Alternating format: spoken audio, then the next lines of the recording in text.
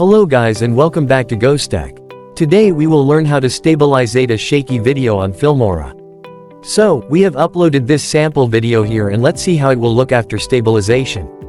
Double click on video, and then go to AI tools and click stabilization. Then click start analysis.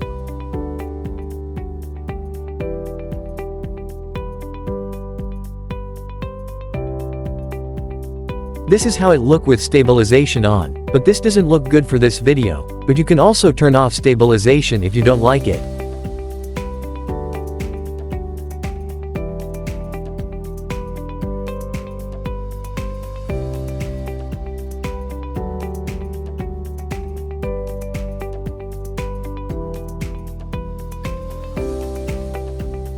That's it. Thank you for watching, and don't forget to like, comment and subscribe for more.